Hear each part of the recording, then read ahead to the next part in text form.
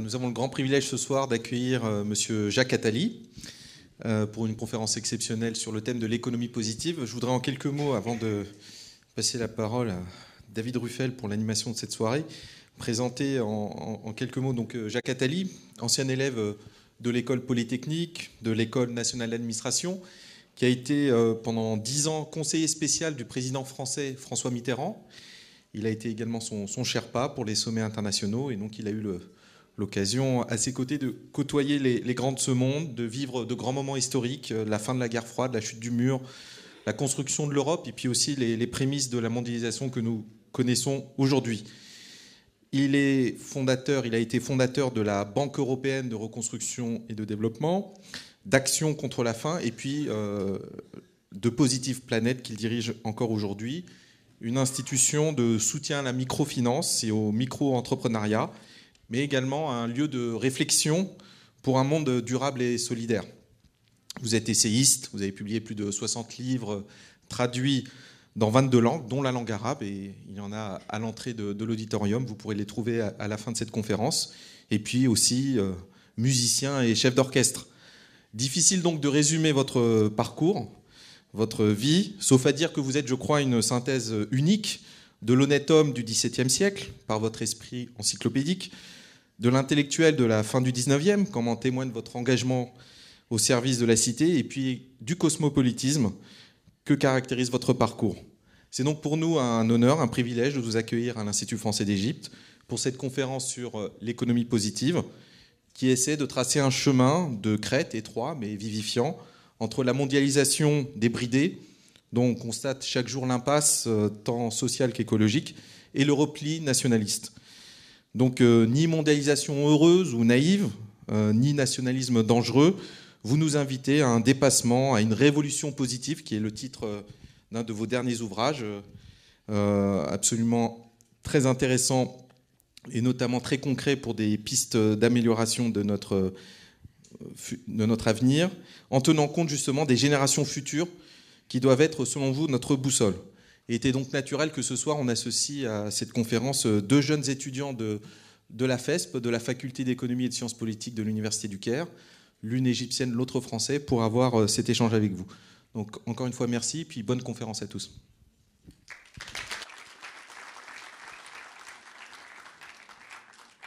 Alors, je prends très très brièvement la parole pour vous dire que cette petite séance d'une heure, disons 1h15, avec vous sera en 3 temps. Vous allez d'abord prendre la parole, Jacques Attali, pour un exposé, une présentation d'une 15aine de minutes. Puis vous serez en conversation avec Nicolas Schneider et Farah Tarek, que je vous représenterai tout à l'heure un petit peu plus longuement. Et puis vous pourrez aussi échanger avec la salle pour quelques questions. Voilà, je vous laisse la parole.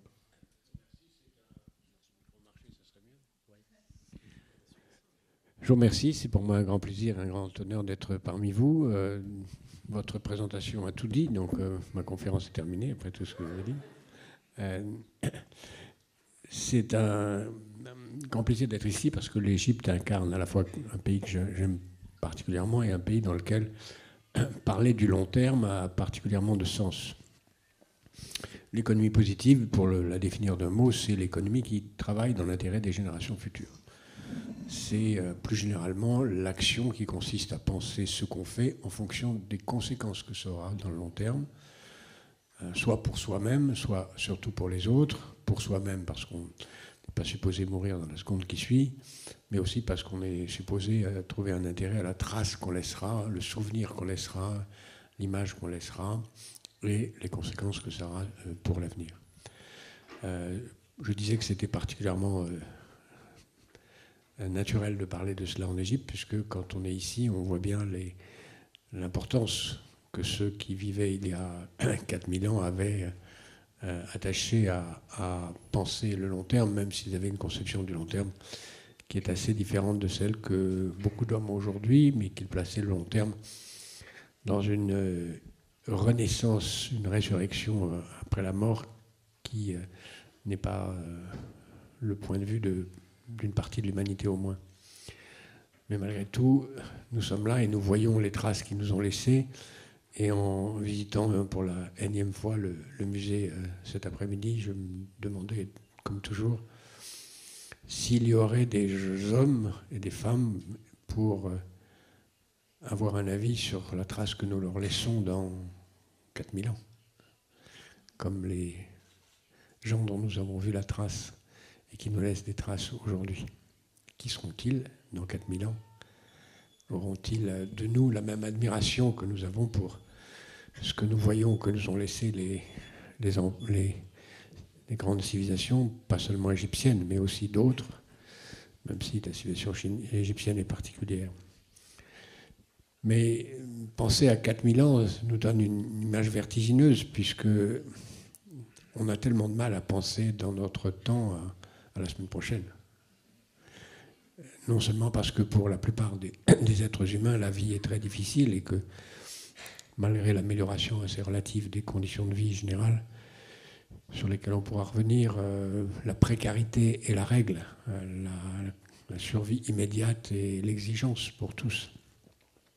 Et d'une certaine façon, c'est même quelque chose qui est installé comme une règle de comportement, puisque dans l'économie de marché dans laquelle nous sommes tous installés,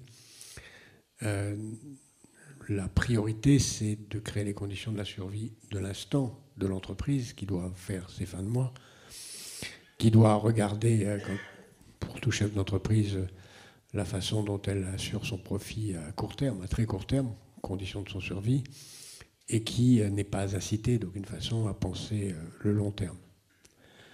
De même, en Occident, dans les pays dans lesquels la démocratie s'est installée,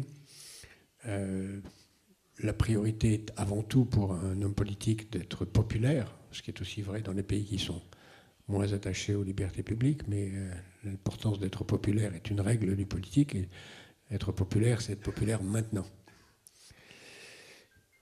Or, quand on a cette double priorité économique et politique de l'instant, inévitablement, on est tenté de ne pas résoudre les problèmes du long terme qui finissent par devenir les problèmes du présent. On ne les résout pas, tout simplement parce qu'on se dit c'est pas pour moi, on verra plus tard, et parce qu'on applique des règles très classiques de la vie personnelle qui sont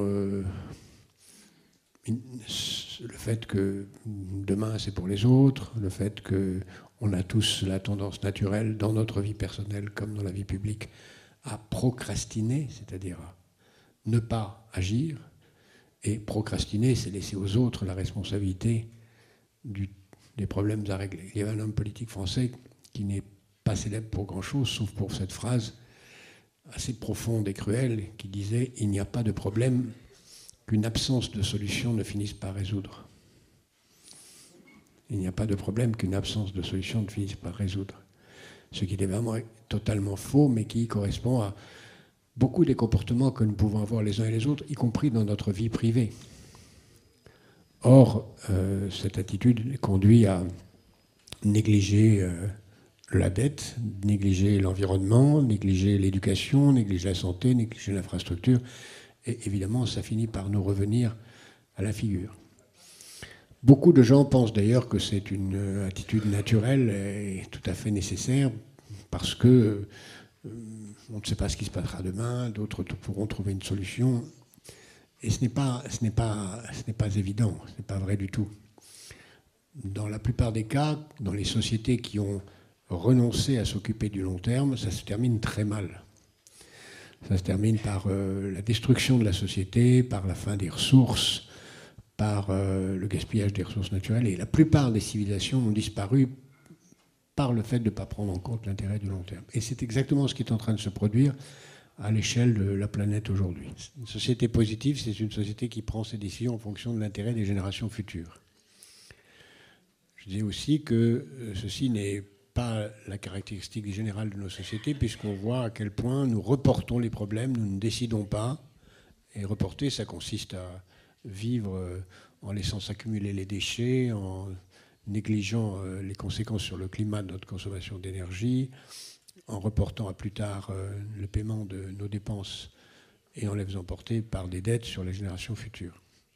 Cela peut durer un certain temps, mais ça se termine toujours mal. Et la plupart des civilisations qui ont disparu, et toutes les civilisations sont mortelles, comme on sait, ont disparu parce que pendant trop longtemps, on ne s'est pas préoccupé des conséquences à long terme de l'acte de certaines générations. Toutes ont disparu par le gaspillage des ressources, l'absence de préparation au futur, l'absence de prise en compte des menaces qui peuvent peser sur un environnement. Nous en sommes là aujourd'hui, tant à l'échelle de tous nos pays, des entreprises, du monde dans son ensemble. On voit que pèse sur le monde un très grand nombre de dangers écologiques, que pèse sur nos sociétés un très grand nombre de dangers financiers, que pèse autour de nous un très grand nombre de dangers de toute nature, ce qui amène d'ailleurs tout naturellement beaucoup de pays à se refermer sur eux-mêmes et en effet, comme vous le disiez tout à l'heure, à choisir contre l'éphémère de la globalisation, la fermeture. Puisqu'on ne peut pas régler les problèmes ensemble, fermons-nous et réglons-les tout seuls.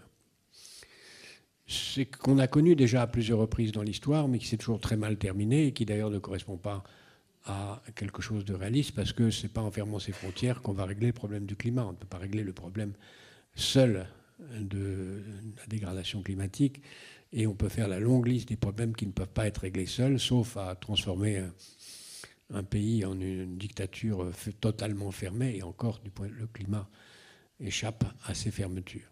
Donc nous sommes condamnés à vouloir prendre en compte l'intérêt des générations futures. C'est d'ailleurs ce que nous faisons tous tout naturellement, en général, quand nous sommes des parents. Ça veut dire que nous prenons des décisions pour notre vie personnelle en tenant compte de l'intérêt des enfants. Et nous avons conscience que l'intérêt des enfants, parfois, nous amène à sacrifier quelques avantages, quelques privilèges, quelques plaisirs que nous pouvons avoir pour financer leurs études ou pour passer du temps avec eux, en espérant que pour beaucoup d'entre nous, le fait de nous occuper de nos enfants non seulement consiste à sacrifier quelque chose pour les générations futures, mais à trouver du plaisir à le faire. Et là, on rejoint un concept très important qui est de trouver du plaisir à être altruiste. Il y a donc dans notre monde une opposition qui est en train d'apparaître entre deux idéologies dominantes. Une idéologie individualiste, qui est celle de l'économie de marché, mais qui est aussi très généralement celle de l'individualisme, qu'on retrouve dans beaucoup de dimensions de toutes les sociétés, pas seulement en Occident. On le retrouve en Chine, en Afrique, on le retrouve même dans des conceptions sommaires du bouddhisme qui renvoient, lorsqu'il est mal compris, à une certaine forme de narcissisme. Et nous sommes dans des sociétés de narcissisme généralisé, de déloyauté juxtaposée, où chacun ne pense qu'à lui-même. Et cette juxtaposition conduit à la catastrophe collective et à la catastrophe de chacune des entités. Je disais que la famille est un des rares lieux qui l'évite, même si dans beaucoup de pays, et pas seulement en Occident, un peu partout à travers le monde, la famille se délite, soit pour des raisons idéologiques, soit parce que les conditions matérielles ne le permettent pas, les parents s'occupent moins des enfants et on assiste à une dégradation générale de ce niveau.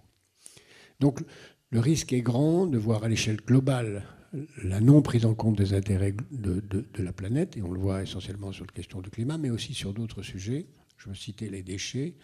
On voit par exemple que la mer, qui est un enjeu planétaire immense et qui pour l'Égypte est un enjeu essentiel, est en train de devenir une poubelle générale parce que personne ne s'en occupe. On le voit aussi qu'à l'échelle globale et pas seulement à l'échelle locale, nous allons manquer d'eau et l'Égypte va être un des premiers pays touchés, tout simplement parce qu'on ne s'occupe pas assez de prévoir l'évidence. C'est-à-dire qu'avec l'augmentation de la population de la planète, la mutation du mode de vie, la volonté d'imiter le niveau de vie et le mode de vie, et en particulier le mode de l'alimentation de l'Europe, il n'y a pas assez d'eau sur la planète, quelles que soient ses sources, même en imaginant des mutations technologiques rapides. Tout ça, c'est des enjeux globaux. Ça se passe aussi au niveau de chaque nation. Il y a des nations qui ne se préoccupent pas de l'avenir, elles n'ont pas d'enfants ou elles ont trop d'enfants. Elles ne s'occupent pas des déchets, elles ne s'occupent pas de leurs dettes, elles ne s'occupent pas de donner assez d'éducation aux enfants, de donner assez de santé, de permettre aux femmes d'avoir accès à l'ensemble des responsabilités auxquelles elles devraient avoir pour créer les conditions d'un avenir meilleur. Et on voit que les pays sont très différents dans la façon dont ils se préparent à affronter les enjeux de l'avenir. C'est vrai pour les entreprises, c'est vrai pour chacun d'entre nous. Dans la fondation où je préside, Positive Planète, on a essayé de donner une mesure à tout ça. D'une part, et c'est le livre que vous avez là, nous avons essayé de voir s'il était possible de proposer un certain nombre de réformes qui devraient être appliquées globalement à l'échelle de la planète pour faire en sorte que le monde évite, en agissant aujourd'hui, les grands enjeux, les grands défis de demain sur l'environnement, sur les conséquences de la technologie, de l'éducation, de la santé, etc. Nous avons élaboré une vingtaine de réformes qui seront sans doute jamais appliquées, mais si elles étaient appliquées maintenant, permettraient d'éviter la catastrophe qui sont là, qui auront lieu, et que les plus jeunes d'entre vous auront à vivre en maudissant ceux qui ne l'auront pas aidé à régler les problèmes avant. Et puis quand on regarde, nous avons aussi essayé de regarder s'il y a des pays qui sont mieux placés que d'autres dans leur façon de préparer l'avenir. Pour ça, on a créé un indice de positivité où on mesure une quarantaine de paramètres qui sont ceux dont je viens de parler, la dette, l'action sur les énergies renouvelables, l'éducation, la transparence, la lutte contre la corruption, enfin une quarantaine d'indices qui mesurent la prise en compte de l'avenir. Et on a classé les pays dans lesquels on disposait des statistiques nécessaires, c'est-à-dire essentiellement uniquement les pays de l'OCDE, et on est arrivé à un classement que nous renouvelons tous les ans, qui est public, que vous pouvez voir, et qui nous donne comme classement le fait que les pays de l'Europe du Nord sont de très loin ceux qui se préparent le mieux à l'avenir. Et les pays qui se préparent le moins bien à l'avenir sont les pays d'Europe du Sud et aussi d'autres pays. En fait, les derniers sont la Turquie, la Grèce, l'Italie et le Japon. Et puis parmi les premiers, il y a un pays qui n'est pas dans l'Europe du Nord, mais qui est d'une certaine façon dans l'Europe du Nord, c'est la Nouvelle-Zélande. L'Europe du Nord de l'autre côté. Il y a une raison d'ailleurs qui pourrait vous intéresser. On a cherché à comprendre pourquoi les pays d'Europe du Nord s'occupent plus de l'avenir. C'est parce que en Europe du Nord, il y a des saisons extrêmement froides et qu'il est très important de se préparer pendant qu'il fait beau, à ce qui va se passer dans les saisons froides. Donc d'accumuler des réserves. Et donc il y a cette volonté naturelle de prendre en compte, au moins sur une période courte, celle d'une année, la préparation de l'avenir. Alors que les pays du Sud, en tout cas en Europe, sont plus insouciants parce qu'on trouvera toujours de quoi se nourrir, il y a du soleil, etc., etc. Je vous laisse réfléchir à ce que ça veut dire pour un pays comme le vôtre, ici. Cette prise en compte du long terme est aussi quelque chose qu'on voit dans les entreprises, qui, naturellement, par nature, ne sont pas tentées de prendre en compte le long terme puisqu'elles visent qu'à survivre. Mais pour autant, aujourd'hui, cette importance du long terme est en train de devenir véritablement une démarche globale. L'altruisme devient quelque chose qui est une vraie préoccupation. On voit apparaître d'abord un très grand nombre d'entités dont la mission est de s'occuper du long terme, que ce soit des organisations internationales, que ce soit des ONG. La fondation dont je m'occupe en est un exemple parmi d'autres, mais beaucoup sont fondés sur cette idée que s'occuper des autres est dans son propre intérêt. Nous avons intérêt à être altruistes, nous avons intérêt à nous occuper des générations futures, et ça devient quelque chose qui commence à prendre du sens. Comme nous avons intérêt à nous occuper de nos voisins, parce que si nos voisins sont en mauvaise situation ou en mauvaise santé, c'est pas bon pour nous. Donc nous avons intérêt, c'est notre intérêt de nous occuper des autres.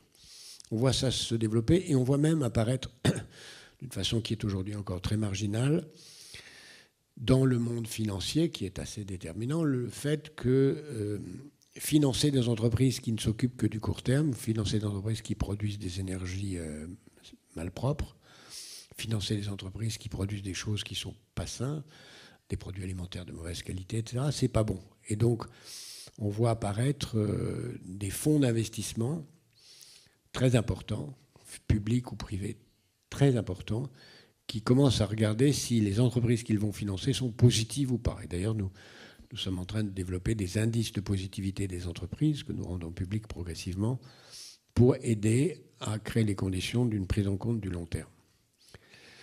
Je vous laisse réfléchir à ce que ça signifie pour un pays comme l'Égypte. Je ne veux pas me mêler de sujets de politique intérieure ici, bien sûr, ce n'est pas mon sujet. Mais évidemment, tout pays qui a une croissance démographique énorme, c'est le cas de l'Égypte, mais c'est le cas d'une grande partie de la population de la planète. Quand je suis né, il y avait 2,5 milliards d'habitants sur la planète. On en est à 7, c'est pas il y a 3000 ans. On sait qu'il y aura entre 9,5 et 10 milliards d'habitants sur la planète, qu'il y en aura 2 milliards en Afrique. Il est évidemment essentiel de s'y préparer si on ne veut pas que les conséquences soient désastreuses, et on doit s'y préoccuper. J'ai cité le problème de l'eau, c'est un problème majeur dont on doit s'occuper. Il y a là des enjeux qui méritent qu'on les prenne sérieusement, et j'incite beaucoup, et je vois beaucoup apparaître dans les universités, dans les instituts, des chaires d'économie positive, des modes de réflexion qui changent profondément et qui amènent à se poser cette question: est-ce que ce que je fais est utile pour les générations futures? Je terminerai d'un mot en disant, les générations futures, ça peut nous paraître abstrait, mais je vous invite à vous poser une seule question. Ceux d'entre vous qui ont des enfants, en quelle année auront-ils l'âge que vous avez aujourd'hui? Et vous verrez que c'est demain matin. Je vous remercie.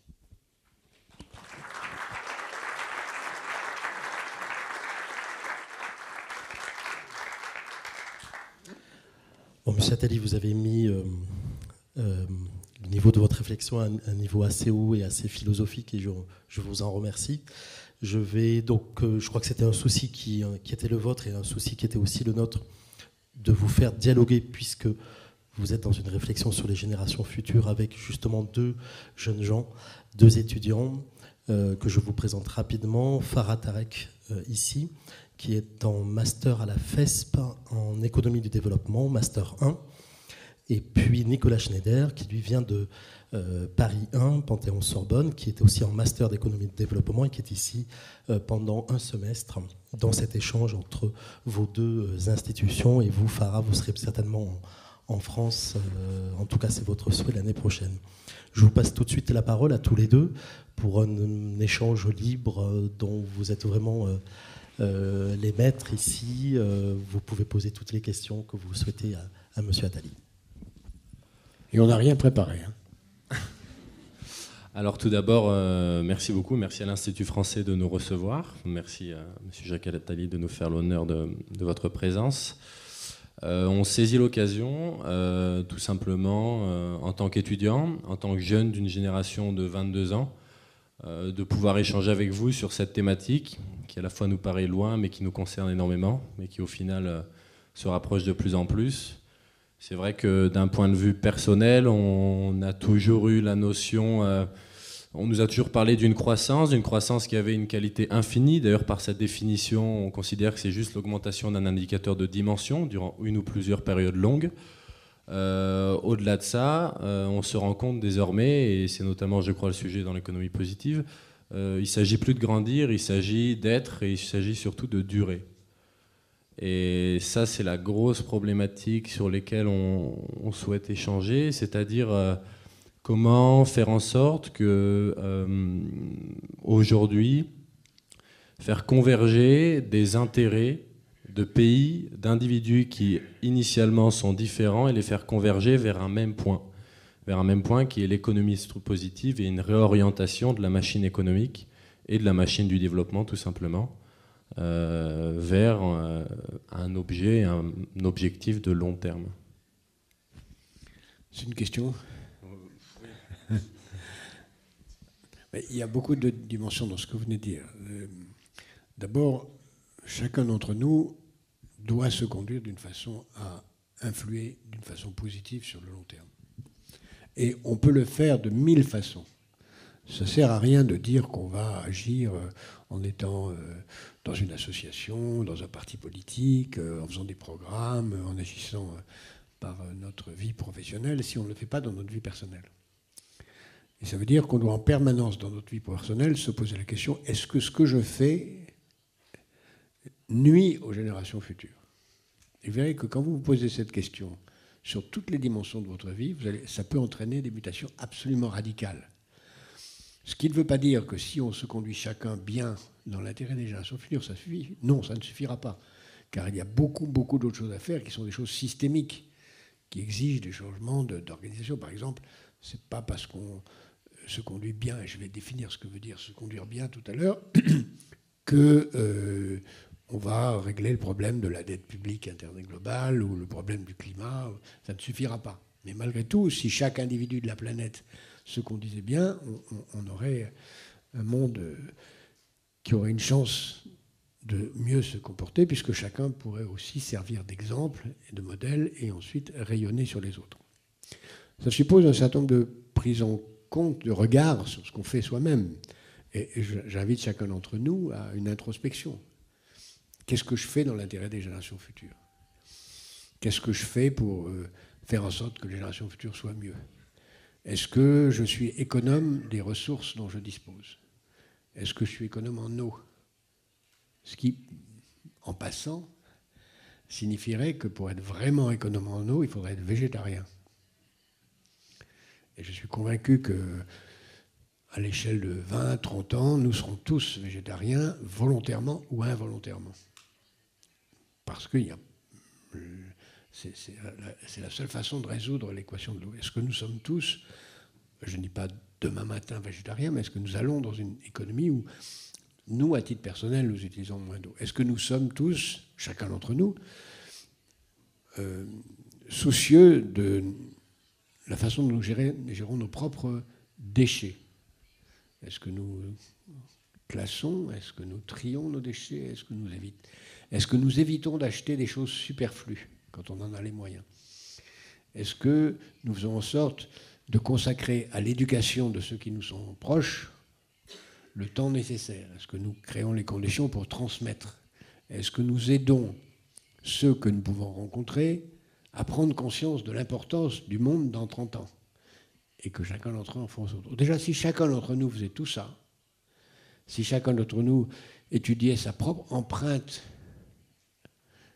climatique, qui d'ailleurs m'amènerait peut-être à moins voyager en avion, mais ça c'est une autre question. C'est pas une autre question, c'est une question.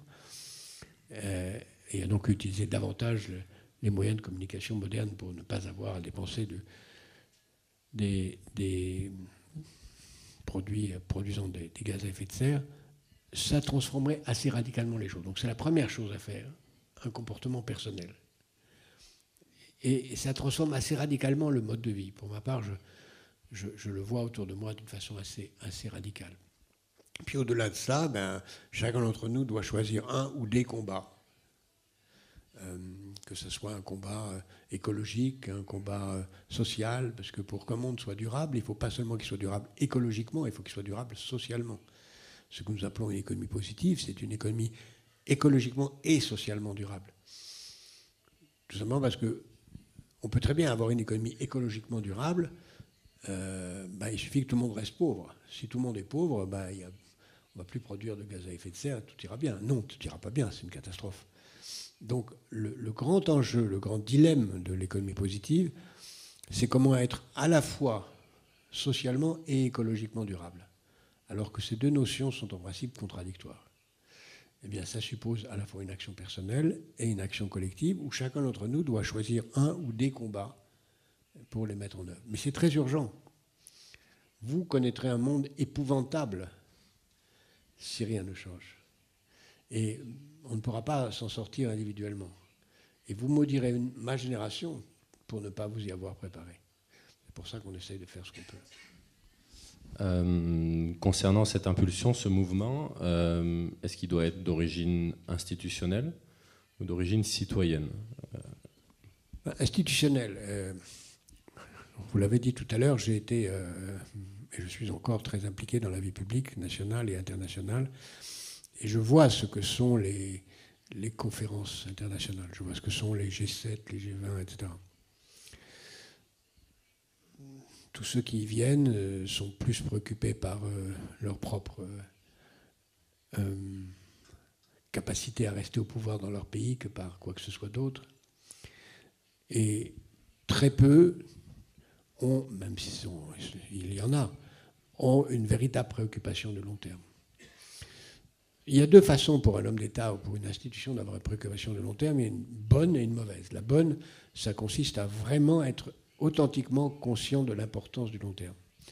Il y en a une autre qui est mauvaise, mais qui a des conséquences bonnes, qui consiste à se préoccuper de la trace que soi-même on va laisser dans l'histoire. Et un homme politique qui est conscient de la trace qu'il va laisser, qui cherche à laisser une trace dans l'histoire, peut soit chercher à laisser une mauvaise trace, et donc à être un monstre, qui est évidemment détestable, soit chercher à laisser une bonne trace et donc s'occuper indirectement des générations futures, parce qu'il voudrait que les générations futures se souviennent de lui d'une façon positive. C'est en soi mauvais, mais le résultat est bon, donc c'est très bien assis. Il n'y a pas beaucoup d'hommes politiques qui sont assez de cette catégorie-là. Il y en a qui pensent en effet à la trace qu'ils vont laisser dans l'histoire, et il y en a aussi qui pensent véritablement de façon utile. Mais les institutions ne suffisent pas. Les institutions internationales sont extrêmement faibles. Ce sont plus des lieux de rencontre et des champs de bataille diplomatiques que des lieux d'action commune. Il n'y a aucune organisation qui soit vraiment une organisation supranationale. Il y en avait une, mais elle a pratiquement aujourd'hui disparu, qui était l'OMC.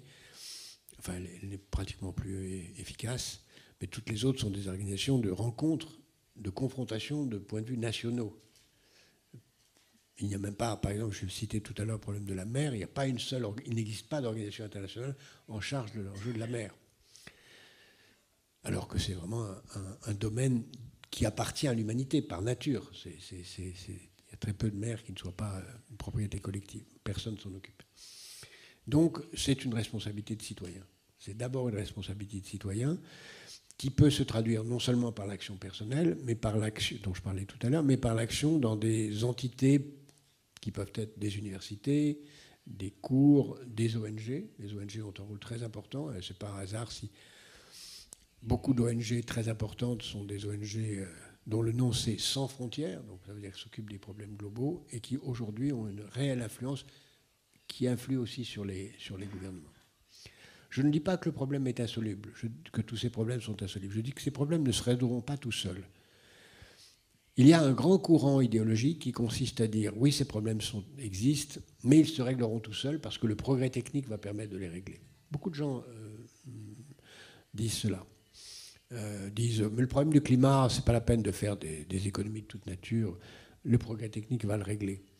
Le problème de la dette, ça sera avalé parce qu'on le reportera. C'est cette idée que ça ne sert à rien de s'occuper des problèmes, ils se régleront. Et c'est vrai que dans le passé, on a eu cela. On a eu des problèmes qu'on croyait insolubles et qui se sont réglés par le progrès technique. Par exemple, vers 1890, il y avait des gens qui pronostiquaient qu'en raison du développement des voitures à cheval dans Paris, Paris allait être recouvert d'une couche de crottin de 100 mètres. Ça n'a pas eu lieu parce qu'on est passé de la voiture à cheval à la voiture au moteur à explosion. Donc, il y a en effet des ruses technologiques qui permettent de résoudre les problèmes. Mais je pense qu'on ne peut pas compter dessus. Par exemple, on ne sait pas aujourd'hui régler le problème de l'eau douce avec le progrès technique tel qu'il est disponible. On ne sait pas aujourd'hui régler le problème du recyclage d'une grande partie des matières premières qui sont utilisées dans les nocives, qui sont utilisées dans certains produits. On ne sait pas, le progrès technique ne sait pas faire. Et parier que, quoi qu'il arrive, le progrès technique saura le résoudre à temps, c'est un pari qu'à mon sens, on ne doit pas faire. Je voulais justement commenter sur votre idée d'altruisme pour laquelle vous promouvoyez. Vous ne pensez pas que c'est un peu abstrait? C'est difficile un peu de vraiment penser concrètement qu'on peut arriver à un monde altruiste et tout ça, puisque aujourd'hui, toutes les actions, on agit en fonction des bénéfices que ces actions vont porter sur le court terme. On ne va pas le faire pour le long terme, même si on va faire quelque chose pour le long terme, mais c'est parce que, par exemple, quand on promouvoit pour l'économie verte et tout ça, c'est pas parce que, par pure intention qu'on pense aux générations futures, mais c'est parce que plutôt c'est aujourd'hui, c'est la mode de protéger l'environnement et c'est la mode d'agir dans ce sens. Et donc c'est pour cela qu'on le fait, pas par intention, par... Alors il y a votre question est très sensée, il y a deux dimensions. Il y a l'altruisme qui est s'occuper de l'autre et l'altruisme à l'égard des générations futures. L'autre n'est pas forcément la génération future, l'autre ça peut être celui qui... Je veux dire les générations futures plutôt. Alors d'abord, l'altruisme à l'égard des gens des générations actuelles, c'est quelque chose qui est tout à fait naturel et qui est une banalité. Si vous êtes d'ailleurs un des plus grands économistes de tous les temps, Adam Smith, qui est célèbre pour son livre sur la richesse des nations, avait écrit avant un livre sur l'altruisme. Et il explique très bien qu'un boulanger doit être altruiste. C'est-à-dire qu'il doit penser au bonheur de son consommateur. Si celui qui achète son pain trouve que son pain n'est pas bon, il ne reviendra plus. Donc le boulanger a intérêt à être altruiste. Il a intérêt au bonheur de son client. Donc nous avons intérêt au bonheur de ceux dont dépend notre bonheur. Maintenant, pour les générations futures, est-ce que c'est la même chose? A priori, le boulanger ne va pas vendre du pain aux générations futures, donc il peut penser qu'il n'a aucune raison de s'occuper d'elles. Il faut faire un petit raisonnement pour comprendre combien tout ça est idiot, pour comprendre l'importance des générations futures. C'est Groucho Marx, pas Karl Marx, Groucho Marx, le comique américain, qui disait « Pourquoi est-ce que je m'occuperai des générations futures? Qu'est-ce qu'elles ont fait pour moi ?» C'est une phrase très intéressante. Et quand on essaye de réfléchir à ça, on se dit « D'accord. Pour résoudre ça, pour répondre à cette remarque pertinente, supposons qu'à partir de la seconde présente, il n'y ait plus de génération future. Supposons que nous sommes dans cette pièce, nous sommes toute l'humanité, et à partir de cette seconde, il n'y a plus personne qui naît. Personne ne naît. Au départ, ça ne change rien à notre vie. Personne ne naît, d'accord. Après, on va se rendre compte que les maternités vont fermer, qu'il y a des infirmières et des médecins qui vont changer de métier, puis après, il y aura moins besoin de gens pour les écoles maternelles, moins besoin de gens pour les écoles primaires. Ce n'est pas grave pour l'instant. Puis après, il y aura moins de gens pour les écoles secondaires. Puis après, on se rend compte qu'il y aura peut-être moins de gens pour s'occuper des vieux, moins de gens pour payer les retraites, moins de gens pour remplacer au travail les gens qui partent en retraite. Et tous ceux qui sont dans cette pièce se rendront compte assez vite qu'ils sont les derniers survivants, qu'il n'y aura plus personne après eux. Et que le bonheur de ceux qui sont dans cette pièce, qui dépend très largement, qui dépendra un jour très largement de gens qui ne sont pas encore nés aujourd'hui, qui devront travailler pour eux, travailler avec eux, ne sont pas là. Et la fin de vie de tous les gens qui sont dans cette pièce, qui auront pensé au début que les générations futures, ça n'a aucune importance, sera un enfer. Parce qu'il n'y aura personne pour s'occuper d'eux quand ils ne seront plus en âge de travailler. Et donc, nous avons intérêt au bonheur de ceux qui ne sont pas encore nés.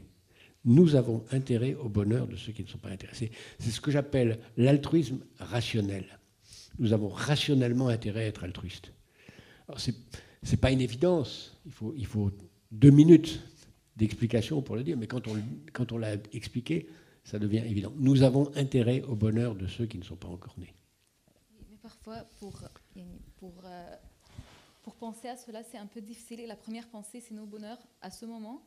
Et quand on agit parfois pour penser au bonheur des générations futures, c'est au coût de nos bonheurs à nous aujourd'hui. Je ne parle pas au niveau individuel, je parle au niveau plutôt d'industrie et tout ça. Par exemple, pour protéger l'environnement et penser à la planète au futur, je dois installer des technologies et tout ça, mais ce sont coûteuses. Donc, l'altruisme, c'est nécessaire dans ce cas, mais ce n'est pas la première pensée pour... Tout à fait, tout à fait. C'est pourquoi il y a toute une série d'actions qui peuvent y conduire. D'abord, il y a l'action intellectuelle dont je viens de parler, c'est la prise de conscience que j'y ai intérêt. Et que c'est mon intérêt de le faire. Comme c'est mon intérêt quand je suis père ou mère de m'occuper de mes enfants pour que plus tard ils s'occupent de moi ou pour pas qu'ils me maudissent dans l'avenir. Premièrement.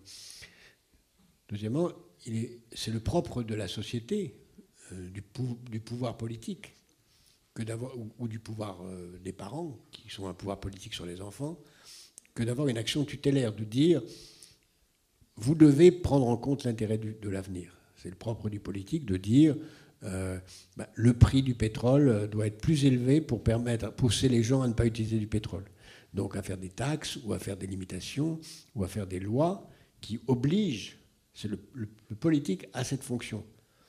C'est au politique de représenter l'intérêt des générations futures. J'ai souvent pensé dans le livre que nous avons fait, nous avons proposé qu'il existe dans chaque pays ou dans chaque ville une chambre de députés qui soient les députés qui votent en fonction des préoccupations des générations futures. Des députés qui représentent les générations futures. Il y a certaines villes qui ont commencé à travers le monde à créer une chambre des générations futures qui donne un avis sur les décisions. Ça vient d'être fait en Californie, ça vient d'être fait à Paris, ça vient d'être fait un peu partout dans le monde. il y a cette idée de donner un droit de vote aux générations futures. Mais le propre du politique, c'est ça. C'est de pousser soit par une réglementation, soit par une taxe, les deux étant l'un ou l'autre, ou les deux, à faire en sorte que dans nos comportements personnels, de consommateurs ou de producteurs, on intègre l'intérêt des générations futures.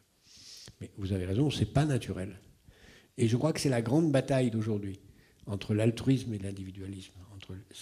C'est le grand enjeu idéologique du moment. Et c'est vrai que quand on est issu d'un pays développé comme la France ou les États-Unis, quand on dit ça, il faut faire très attention à le dire. Parce que les pays du Sud, en Égypte en particulier, mais je l'ai entendu en Chine ou en Inde, disent tout ça, c'est un discours idéologique de votre part. Vous avez atteint un niveau de croissance élevé, vous avez un niveau de vie très élevé. Vous nous dites à nous maintenant de ne pas consommer de pétrole, de faire attention, alors que vous ne l'avez pas fait. Chacun son tour, vous l'avez fait, on va le faire, on verra plus tard.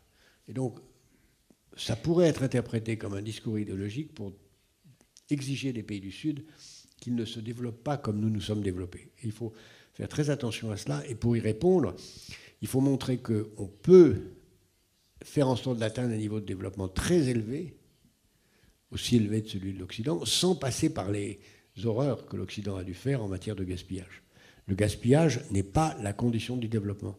On peut avoir un développement sans gaspillage. Ce que nous faisons dans beaucoup de pays du monde avec l'action de Positive Planète, nous montrons comment on peut créer les conditions d'un développement économe en énergie, qui soit un développement, mais qui soit aussi économe en énergie. Et donc, le gaspillage n'est pas nécessaire au développement. Et c'est un discours qui n'est pas évident, mais qui mérite d'être tenu. Justement, la problématique qu'on souligne ce soir, je pense qu'on est tous d'accord dans la salle, c'est une problématique qui est globale. D'ailleurs, l'ouvrage, dans vos propositions, c'est des propositions globales, c'est-à-dire qui peuvent s'appliquer à l'échelle des pays, mais que tous les pays, en théorie, sont censés appliquer.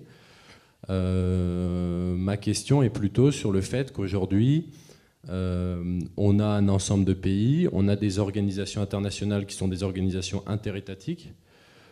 On n'a pas ou peu, comme vous disiez, d'organisation supranationale, et donc, en l'absence d'une autorité, c'est-à-dire d'un élément de pouvoir qui pourrait appliquer et orienter la réforme, comment faire en sorte que des pays, justement, que vous soulignez, aux intérêts divergents, dont le désir est d'atteindre le même stade de développement que les pays de l'OCDE et les pays les plus développés, comment faire en sorte, sans autorité supranationale, d'amener à une convergence, à une réforme de leur système? Je ne sais pas si on y arrivera, mais si on n'y arrive pas, c'est le chaos assuré. Bon, donc il faut y arriver, premièrement. Deuxièmement, il faut y arriver, sinon en 2050, ça sera l'enfer. Deuxièmement, je ne crois pas une seconde que d'ici à 2050, il y aura une autorité internationale qui pourra, ou démocratiquement ou non démocratiquement, j'espérais même démocratiquement, régler cela et imposer ces réglementations. Donc ça ne peut se faire que par des consensus volontaires. Et on le voit apparaître. On le voit apparaître. Il y a des domaines particuliers où il y a déjà des règlements internationaux extrêmement efficaces. Je vais vous poser une devinette. Est-ce que vous savez qu'il y a un domaine, et il y en a beaucoup, mais il y a un domaine absolument mondialement connu, vous connaissez tous, où il y a une organisation qui, lorsqu'elle prend une décision, cette décision est appliquée immédiatement dans le moindre village de la planète. Là, je vous avoue, je n'ai pas vraiment d'idée qui vient automatiquement. Ah non, l'Église catholique, c'est un exemple, mais ce n'est pas sur toute la planète. Eh bien, ça s'appelle la FIFA. La Fédération internationale de football. Si elle change une règle, c'est appliqué immédiatement dans toute la planète. Expliquez-moi pourquoi ce qui est possible pour le football ne serait pas possible pour le climat.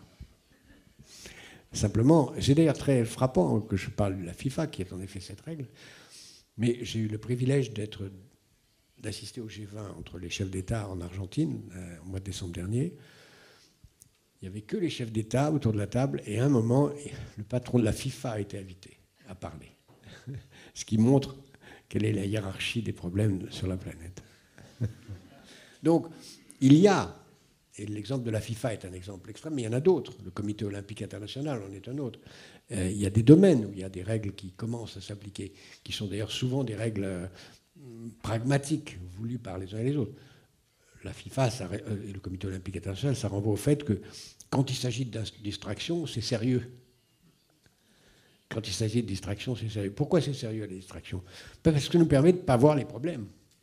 Quand on se dispute pour savoir si l'Égypte va battre le Maroc ou le Sénégal ou la Chine au foot, on ne parle pas de climat. On est content, on y distrait. Et donc la distraction est un ennemi de l'économie positive. Elle est nécessaire, mais c'est un ennemi. Et c'est un ennemi tellement puissant que lui, il est vraiment bien organisé. Voilà. Donc c'est un exemple qui montre que c'est possible. Si on veut, on peut. Donc, j'allais vous demander aussi une question sur déjà les problèmes environnementaux et tout ça. Il y a des efforts mondiaux qui sont mis en place pour lutter contre ces problèmes, des accords et des conventions et tout ça. Vous pensez que ces accords sont effectifs ou bien ce sont ineffectifs? C'est-à-dire, par exemple, il y a les États-Unis qui sont sortis. Déjà, ils ont changé de statut envers le COP21 avec le changement de président. Et donc, peut-être c'est un signal qu'ils ne sont pas effectifs. En effet, d'abord, l'accord de Paris était un accord de principe extrêmement fragile et qui devait progressivement entrer en vigueur et qui n'était que vraiment un tout début.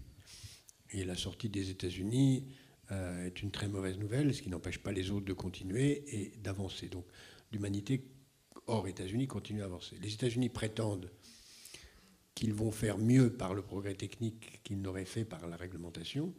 Ça reste à voir, mais même s'il y a en effet des progrès techniques importants qui sont en place, malgré tout, la prise de conscience globale existe. D'autre part, le président des États-Unis est un président parmi d'autres. Il finira bien par être remplacé par un autre, un jour ou l'autre, enfin, dans 8 ans, dans 6 ans ou plus. Donc, et la bataille est longue. Donc, je pense qu'il y a un mouvement qui a commencé et on le voit. La Chine, par exemple, est en train de faire des efforts gigantesques, d'une façon totalement intéressée, sur les problèmes de pollution chez eux, simplement parce que la vie devient un enfer dans beaucoup de villes chinoises. Et donc, il y a véritablement une prise de conscience dont l'attitude américaine peut être considérée comme un épiphénomène. Mais vous pensez comment ces accords peuvent effectivement devenir effectifs? Qu'est-ce qui leur manque? L'accord de Paris est un accord qui suppose, pour être mis en œuvre, d'être ratifié par un certain nombre de pays. Il l'a été, et que chaque pays fasse le nécessaire. C'est loin d'être le cas. Il y a énormément de choses absurdes, tant en Europe, d'ailleurs, où il y a beaucoup de pays qui ne respectent pas l'accord de Paris. Très peu de pays, même la France ne le respecte pas encore totalement, mais beaucoup de pays ne le respectent pas. C'est très long. Ça suppose une exigence de votre génération. Ça suppose que vous manifestiez, écrivez, défilez dans les rues, pointez du doigt vos gouvernements. Il faut agir. Si vous n'agissez pas, il ne se passera rien. Je ne suis pas tout à fait d'accord avec ce que fait Greta Thunberg, parce qu'elle a dit des choses sur lesquelles je ne suis pas d'accord. Je pense à la jeune étudiante suédoise qui manifeste, mais je pense que les manifestations de jeunes qui demandent des comptes aux générations futures sont bienvenues. Aux générations passées sont bienvenues, parce que c'est vous qui serez à ma place dans un certain nombre d'années. Et donc, c'est à vous à exiger des générations au pouvoir qu'elles fassent des choses. Si vous ne leur demandez pas, ils ne feront rien. Ils feront rien. J'ai pris l'exemple du football tout à l'heure. Je voudrais revenir sur le football. Quand on regarde un match de football, on peut être optimiste ou pessimiste pour l'équipe qu'on soutient. On peut penser qu'elle va gagner ou va perdre. On est optimiste ou pessimiste. Et les questions que vous m'avez posées jusqu'à présent sont plus des questions de spectateurs du match de foot. Mais ni vous ni moi ne sommes des spectateurs. Ni personne ici n'est un spectateur du match de foot. Nous sommes des joueurs. Et un joueur sur un terrain de foot, il n'est jamais ni optimiste ni pessimiste. Il ne va pas se dire « oui, je vais peut-être gagner, je vais peut-être faire… » Non, il fait tout ce qu'il peut pour gagner.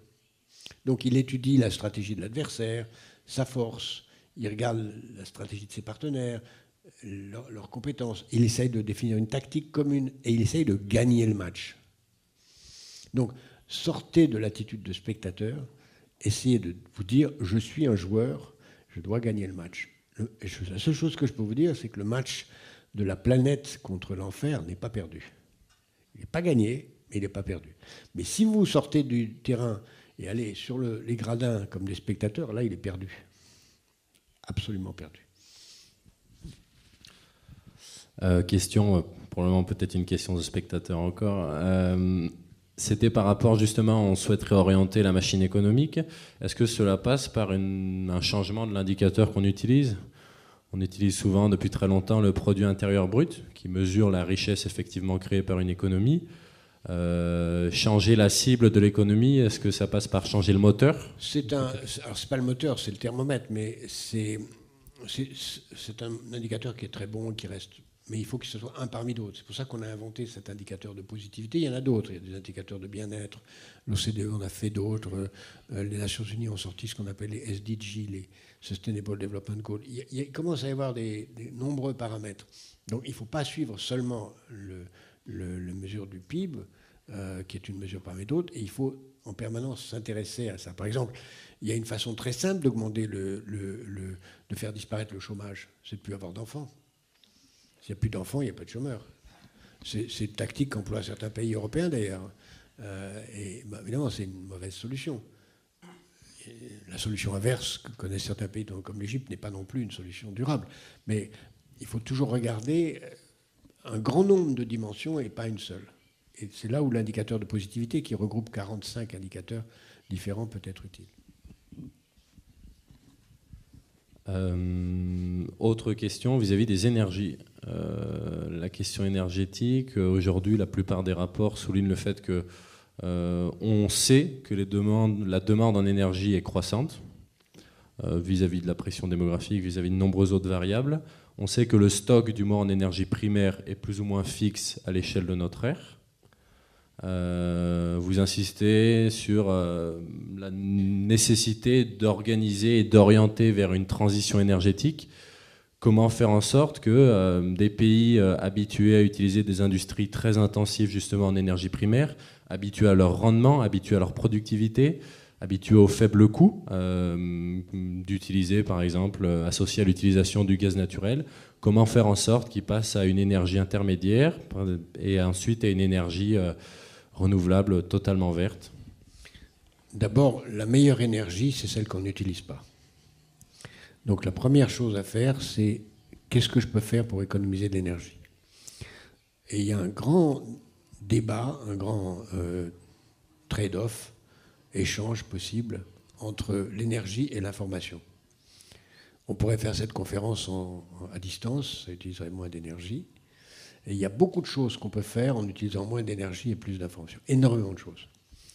Deuxièmement, dire qu'on va manquer d'énergie primaire, c'est pas vrai.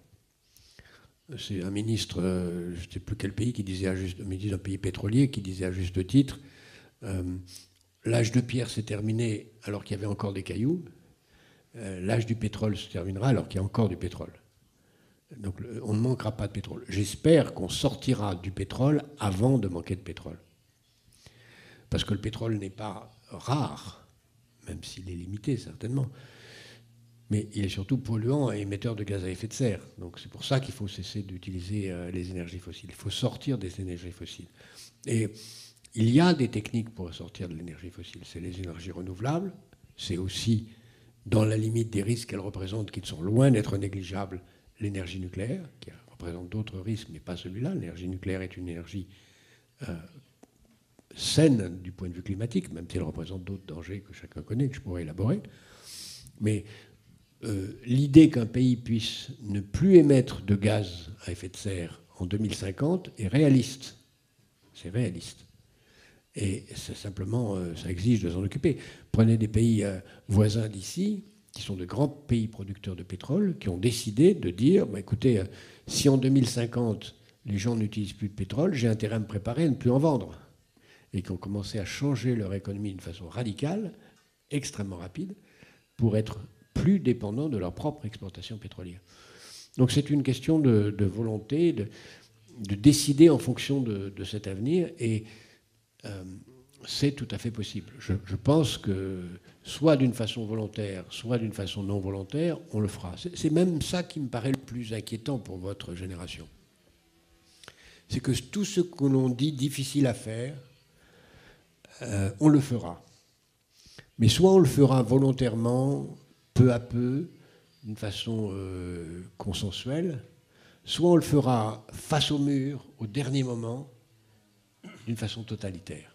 Par exemple, je parlais de modifier notre régime alimentaire. Il est clair qu'il faut manger moins ou pas du tout de sucre artificiel, moins ou pas du tout de viande, beaucoup moins, mais pas du tout, de poisson.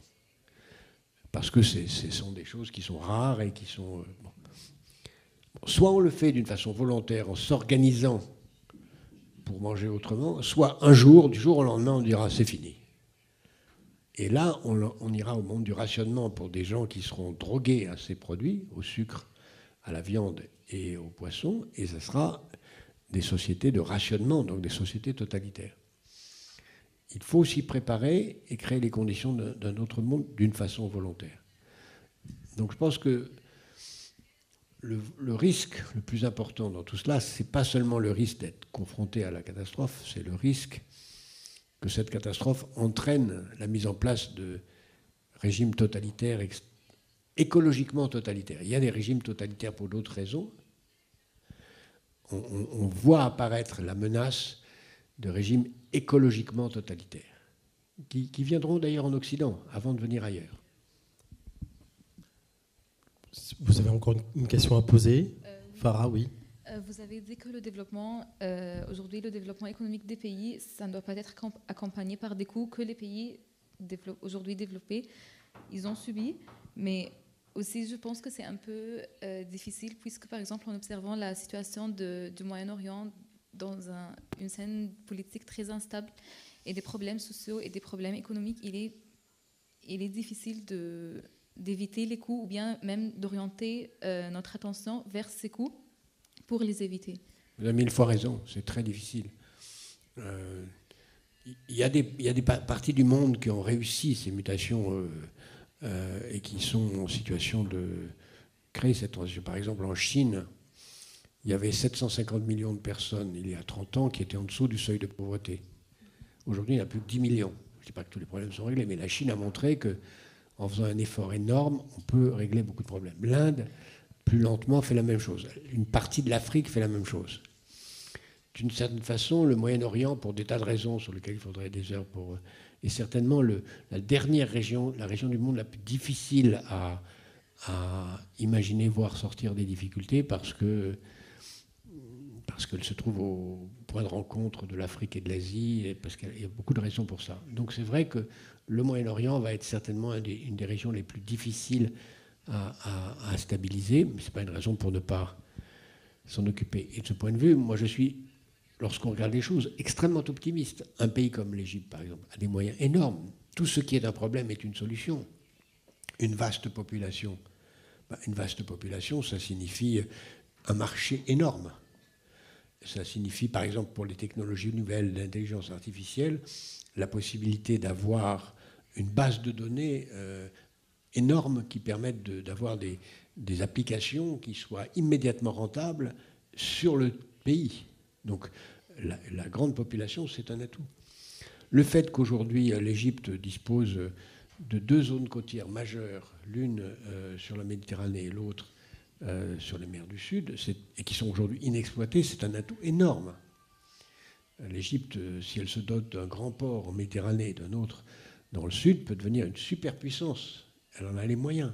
Donc je ne suis pas pessimiste du tout. Je pense qu'une vision longue des enjeux permet de transformer tous les problèmes en un instrument de solution.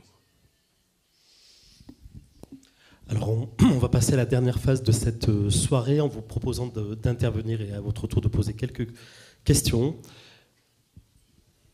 Un micro va passer, peut-être madame au milieu, ici.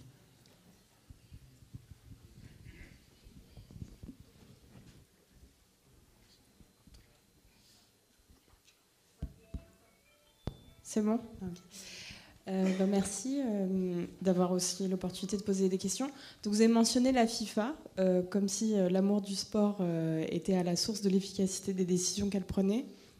Mais est-ce que c'est pas également parce que c'est une multinationale et qu'il y a le pouvoir de l'argent et du chiffre d'affaires qu'elle génère annuellement?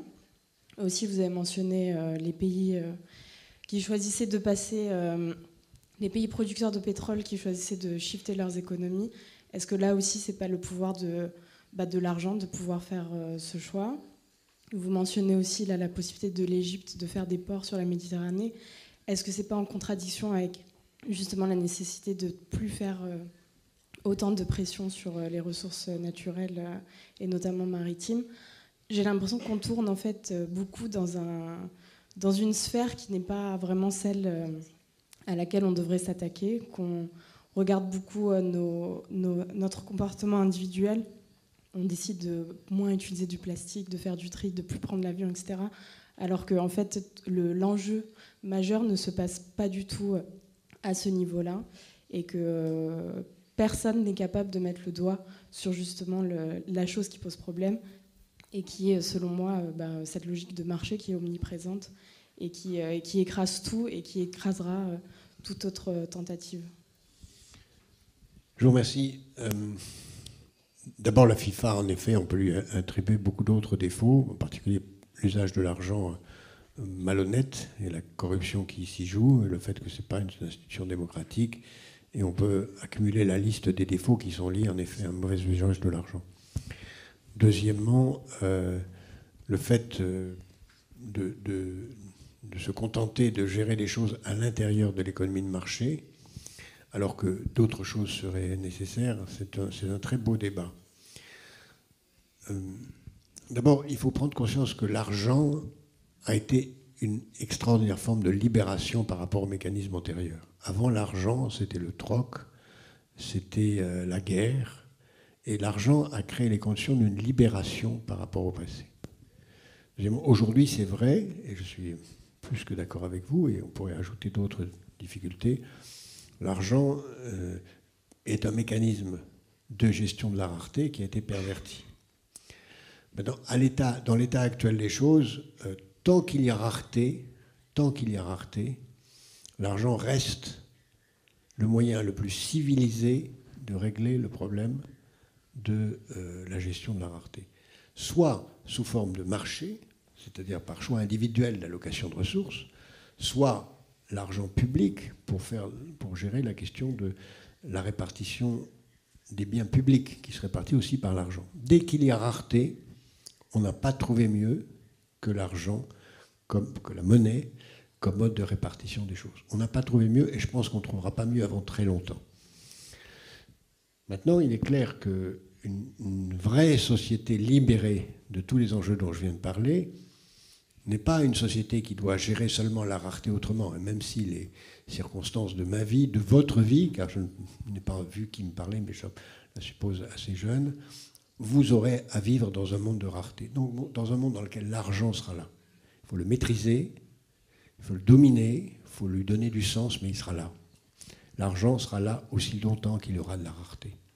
Et c'est vrai qu'une des grandes dimensions de l'avenir, une des grandes dimensions de l'utopie positive, consiste à sortir du règne de la rareté.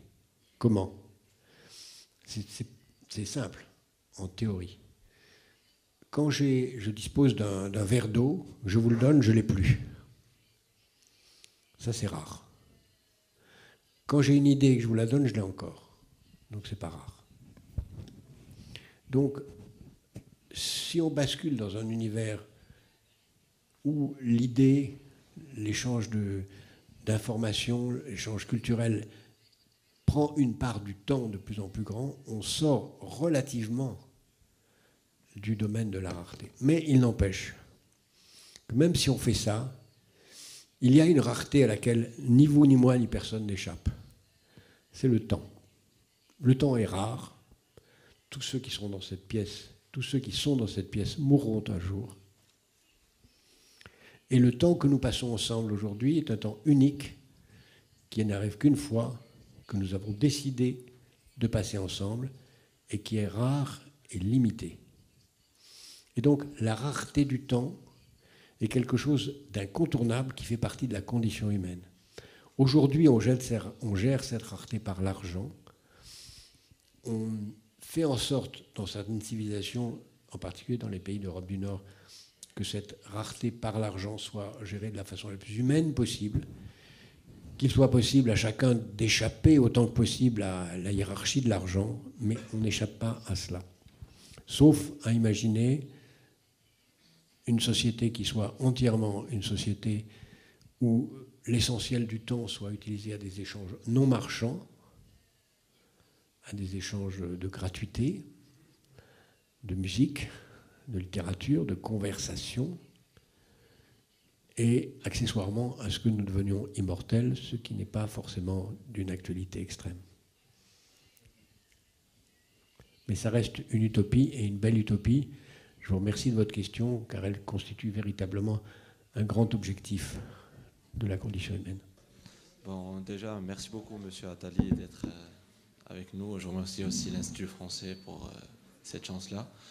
En fait, je ne me rappelle plus précisément, au contexte précisément où j'ai lu un article que vous avez écrit, c'était dernièrement sur les mathématiques, et ça abordait en fait la position de la France, selon l'index de PISA, je crois, en étant, je crois, dans le dernier classement comme étant la dernière en mathématiques. En fait, dans cette même tendance, je voulais poser une question par rapport à mon pays d'origine, qui est le Maroc, qui est très mal classé on va dire, dans l'index de PISA ou dans d'autres index. Et en fait, je voudrais poser la question, pourquoi, avec tous les efforts que l'État fournit ou fait semblant de fournir, un pays comme le Maroc ou les pays arabes restent ou sont classés très mal dans ce type d'index? Je ne pense pas qu'on peut généraliser sur les pays arabes en tant que tels. Ça me paraîtrait une stigmatisation injuste. Et les cas de la France l'a montré. La France n'est pas dernière en mathématiques en général. Elle est dernière dans le cas des élèves de collège aujourd'hui, et ce qui est en Europe, pas à l'échelle mondiale. C'est une question de double. C'est une question d'abord de long terme de l'action gouvernementale qui doit donner une priorité longue. Et en matière d'éducation, l'impact met 10 ans, 15 ans avant de se voir. Donc il faut une longue action qui est très complexe. Il faut mettre de l'argent sur l'éducation, par exemple en mathématiques. Il faut former des professeurs. Il faut payer les professeurs pour qu'ils aient envie de venir. Or, très souvent, les professeurs qui vont dans les collèges ne sont pas bons en maths. Donc on leur demande d'enseigner ce pourquoi ils ne sont eux-mêmes pas bons, ça ne marche pas. Donc il y a beaucoup d'efforts à faire. On ne peut pas avoir des élèves qui deviennent bons en maths s'ils sont 60 par classe, c'est pas possible. 22, 23, c'est le maximum. Donc ça, c'est des choses de base. Il y a 2 pays qui sont très bons en maths aujourd'hui, ou dans l'éducation générale, qui sont la Finlande et Singapour. On voit très bien quels sont leurs modèles. Ce sont des modèles où on consacre énormément d'argent. Et puis, ce sont des modèles aussi où il y a ce que j'appelle dans cet article l'investissement mental. C'est-à-dire le fait d'encourager à l'effort. Ce qui renvoie d'ailleurs à cette histoire, de cette idée d'économie positive, c'est-à-dire de l'importance du long terme. Dans les sociétés d'aujourd'hui, on est de plus en plus poussé à des plaisirs rapides, immédiats, à des satisfactions immédiates, à ne pas se concentrer longtemps, à zapper d'une chose à l'autre très rapidement. Et le temps d'attention des élèves dans les écoles et dans les lycées, comme le temps d'attention des gens en général, baisse. Vous avez eu la gentillesse de tenir un peu plus d'1 heure avec moi, c'est un record. Mais en général, quand vous êtes devant une télévision, vous zappez, on zappe tous très rapidement, on change. Or, il ne peut pas y avoir de formation sérieuse qui ne soit pas fondée sur l'effort, sur l'entêtement, sur la volonté de dépasser les échecs, de se débasser soi-même, de ne pas se décourager. Et pour ça, et c'est ce que font les pays comme la Finlande et Singapour, c'est de faire prendre conscience de ce qu'il y a une récompense à l'effort. Il y a une raison de cet effort. Et cette raison peut être soit la peur de l'échec, le fait de dire si je ne réussis pas, je vais avoir une vie catastrophique, la peur de l'échec, ou l'ambition. Et c'est ça que la famille doit donner, C'est ça que la nation peut donner. Dans les deux pays dont j'ai parlé, c'est à la fois la famille et la nation qui donnent cette ambition. Et cette ambition passe par la prise de conscience de l'importance de l'entêtement, de la répétition, de l'humilité, de la reconnaissance de ses propres défauts, de ses propres faiblesses. Quand on fait des études en particulier de mathématiques, il faut vraiment être très humble et se dire « j'ai pas compris, mais je vais reprendre les choses, je vais continuer ». Quand on fait, vous avez dit tout à l'heure que je faisais de la musique, quand on fait de la musique, qu'on soit qu'on joue un instrument ou qu'on dirige un orchestre, il y a des moments où on se dit « je ne vais pas y arriver ». C'est à ce moment-là qu'il faut continuer. C'est à ce moment-là qu'on a peut-être une chance de forcer la porte.